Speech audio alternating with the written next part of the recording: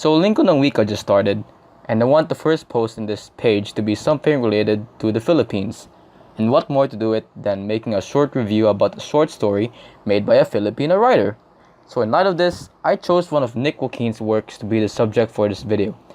Now, I have read a couple of short stories at this point of my life. I've read the anthology entitled Unnatural Creatures assembled by Neil Gaiman, read the trippy yet engaging works of Haruki Murakami, and even read through some of the short stories published in Flash Fiction Online. However, this would be the first time I would be reading a short story written by a Filipino, not to mention the fact that I would also critique it. So the words that I'm going to say right afterwards is completely based on opinion. You're free to make your own conclusions with my words and even disagree with it. With that being said, let's review May Day Eve.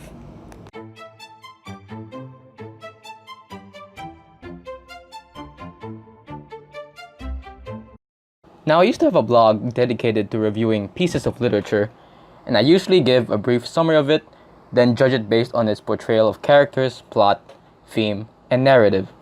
But this would be a different kind of review. It would be kind of hard to explain how my judgment process would work in this video, but in the end, we would try to answer the question, is this story still a masterpiece in the 21st century? Tropes right now will not be tropes in the 20th century, themes may not be as original right now when compared to when they were in the past, and the personality of characters in an old story might be looked down upon when viewed in the scope of the recent decade. As for the case of May Day Eve, it was originally published in 1947, exactly 71 years ago. In addition to that, Nick Joaquin already has a name in the world of literature, and this exact story is what people consider to be one of his greatest works. But this may or may not be coming from the baby boomers in the mid-20th century. Right now, we live in an age of technology, wherein change is ever so apparent, and what do you know, even our thoughts and opinions change. With that being said, let me summarize May Day Eve.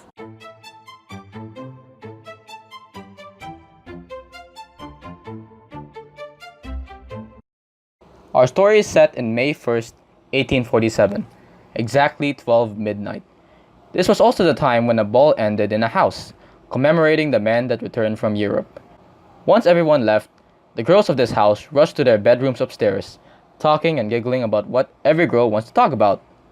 Boys. Specifically, the ones that returned from Europe. Old woman Anastasia, who is also a Mega, were greeting the young woman in the room good night just when Agueda asked her whom she would marry. She didn't give a direct response, but instead told her to take a candle and go to a dark room with a mirror. She must then look at her reflection, and eventually the face of her future husband would appear on her left shoulder. If the ritual fails, then you will see the face of the devil. The girls told Agueda to shut up and call it a night, and then they told Anastasia to leave. However, while they were trying to get the witch out of the room, Agueda snuck out and took a candle from the bedroom. She went downstairs and entered the dark living space with a mirror on one of its walls. She stood in front of it and chanted, "Mirror, mirror, show to me him whose woman I will be." And years later, we see Agueda telling this exact story to her daughter. "What did you see, Mama?" she asked. "Well, it's the devil," she answered. "He has curly hair, has a scar on his cheek, and a mustache planted on his face." "Wait," the daughter said. "Isn't that just Papa?" Jump back to 1947, and we see Badoy Montilla standing behind Agueda. He was one of the guys that returned to Europe and was sober when he is introduced. "Hey, I remember you. You're the girl that danced the waltz with me. But we didn't do the polka. Can we dance the polka right now?" Disappointed and furious, she said no. They soon spiraled into an argument which told us a little bit about these two characters, like how Agueda does not like these pompous men because of how they go to Europe to become elegant lords, while them tame women get to stay and live a boring life. It is also in this argument that we learn that Badoy is in love with her beauty, and despite her attitude toward him, he would do anything to win her love. The argument ended with Badoy forcefully grabbing Agueda's hand and kissing it. When Badoy said no when she told him to let go, she took notice of this groping hand and bit it, ran back to her bedroom, and left Badoy there to take aid on his hand. It is now apparent that Badoy hates yet loves Agueda, and, well, you know what happens next. Time has passed, and it is already 1890.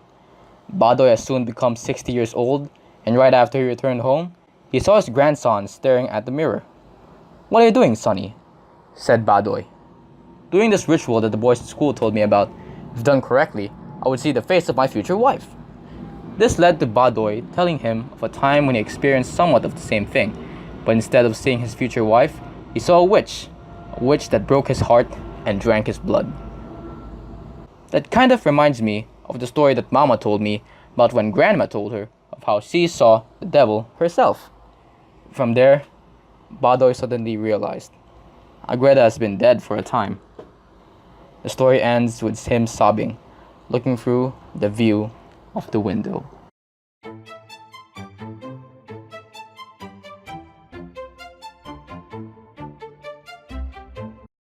Upon reading this short story, you might think that, hey, I actually feel something while reading this. Surely this has to be the best story ever written. Well, let me tell you my personal opinion on this piece.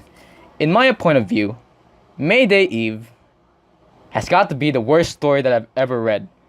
In the way that I critique it, of course.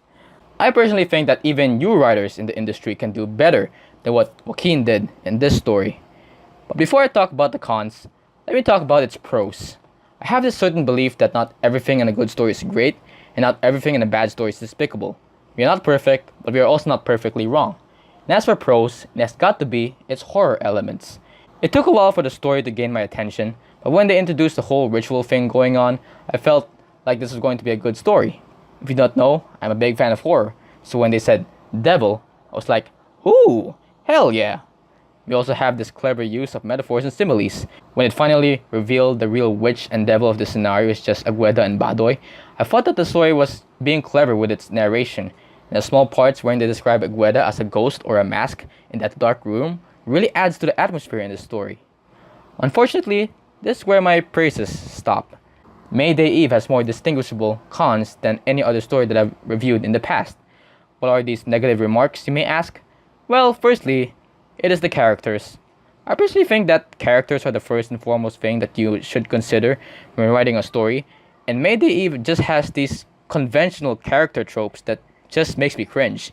Hey, see these girls? They like boys and nothing else. Oh, and do you see those boys? Well, make them look and act drunk and stupid, because that's what men are like, right?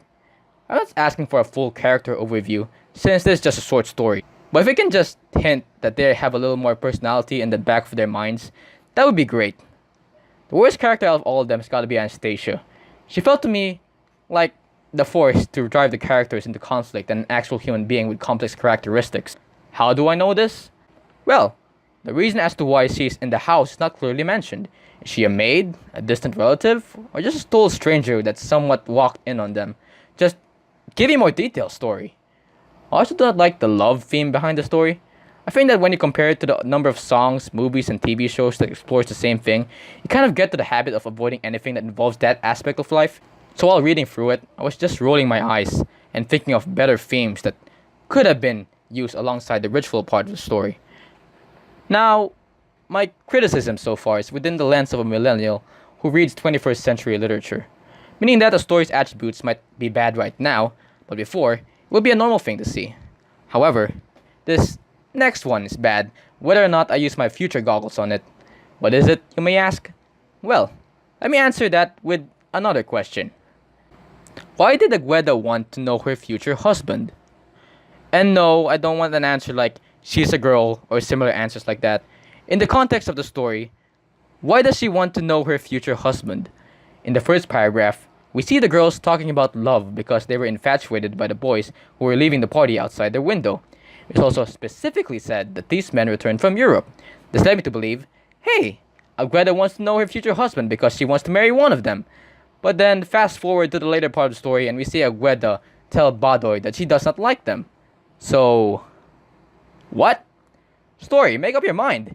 Maybe Agueda was the only girl who does not like the European men, but if that's the case, then don't you think that she would be less motivated to do these things in the first place? The story did not tell us of any of her love interests that does not correlate with the men in the party, so why bother sneak out of your room? Why would you even look for love if what you have been trying to do is to avoid it? It just doesn't sync up. This is a perfect example of what a plot hole would be. And I think everyone can tell you that bad stories are the ones that doesn't make sense. This is specifically why I think amateur writers can write better fiction than this work. It is because at least they know that a story needs to have consistency.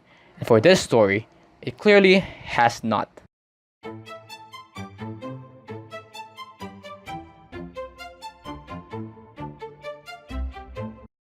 So I clearly have no mercy for this story.